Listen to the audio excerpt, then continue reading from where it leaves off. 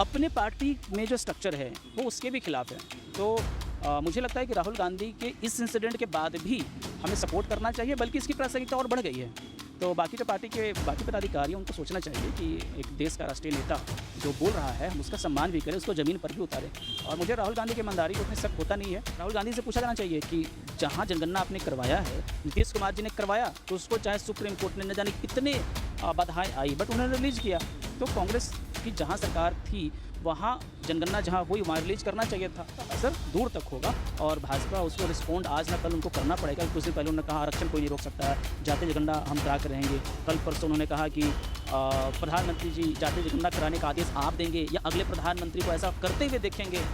राहुल गांधी जी ने पूरे चुनाव में सामाजिक न्याय जातीय जनगणना की बात करी। जब अभी इलाहाबाद गए संविधान सम्मान समारोह में, वहाँ उन्हें रिसीव करने जो लोग आते हैं स्वागत करने, वो एक ही जाति के पाँचों के पाँचों। और ये बात मैं नहीं कह रहा हूँ, ये बात खुद कांग्रेस के फेसबुक से पोस्ट हुई है। तो क्या कहेंगे, वो जो संविधान सम्मान की बात कर रहे हैं, क्या किस तरह देखते हैं? विवेंद्र जी, ये न्यूज़ जो है मुझे आपके चैनल के माध्यम से प्राप्त हुआ, जिसको मैंने वेरीफाई किया। मुझे सिर्फ इस पर इतना कहना है कि जब राहुल गांधी जातीय जनगणना की बात कर रहे थे, आरक्षण की बात कर रहे थे, तो इन्हीं के पार्टी के जो बाकी वरिष्ठ नेता है उसका विरोध कर रहे थे खुल्लम खुल्ला। तो मुझे लगता है कि इसके बावजूद भी राहुल गांधी का इस बयान के लिए हमें सम्मान करना चाहिए। वही तो कह रहे हैं कि ये चीज़ें नहीं है। अगर कोई व्यक्ति कह रहा हो कि होना चाहिए तो उसका मतलब ही वो नहीं है, वो खुद उनकी पार्टी में नहीं है। इसलिए हम उनके जो वेटेज है उसको हम कम नहीं कर सकते हैं, बल्कि हमको इस रूप में देखना चाहिए कि वो अपने पार्टी में जो स्ट्रक्चर है वो उसके भी खिलाफ है। तो मुझे लगता है कि राहुल गांधी के इस इंसिडेंट के बाद भी हमें सपोर्ट करना चाहिए, बल्कि इसकी प्रासंगिकता और बढ़ गई है। तो बाकी जो पार्टी के बाकी पदाधिकारी हैं उनको सोचना चाहिए कि एक देश का राष्ट्रीय नेता जो बोल रहा है हम उसका सम्मान भी करें, उसको ज़मीन पर भी उतारें। और मुझे राहुल गांधी की ईमानदारी पर उतनी शक होता नहीं है। पहले वो बोलते रही हैं और इस कोई ऐसी उनको जहाँ भी जिम्मेदारी दी गई है उसको बखूबी उन्होंने निभाया है। तो मुझे लगता है कि हम सिर्फ ये कह सकते हैं कि सुधार होना चाहिए, जो आप बोल रहे हैं उसको सुधारे भी।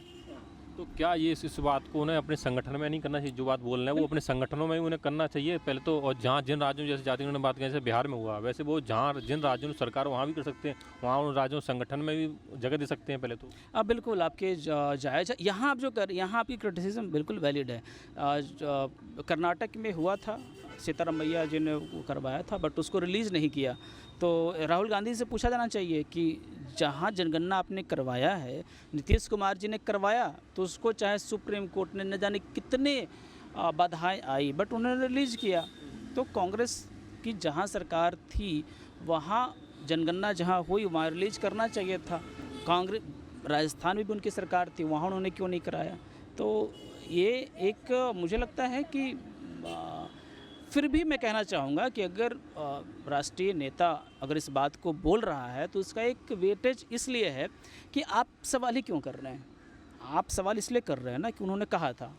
अगर राहुल गांधी न कहे होते तो आप तो ये सवाल नहीं कर रहे होते, और न ये समाज में जो विमर्श का एक विषय बन गया है, ये भी विमर्श का विषय नहीं बनता।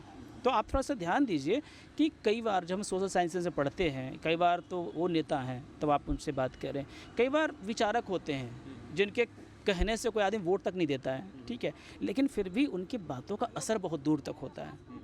तो मुझे लगता है कि इनके बातों का असर दूर तक होगा और भाजपा उसको रिस्पॉन्ड आज ना कल उनको करना पड़ेगा। कि कुछ दिन पहले उन्होंने कहा आरक्षण कोई नहीं रोक सकता है, जातीय जनगणना हम करा कर रहेंगे।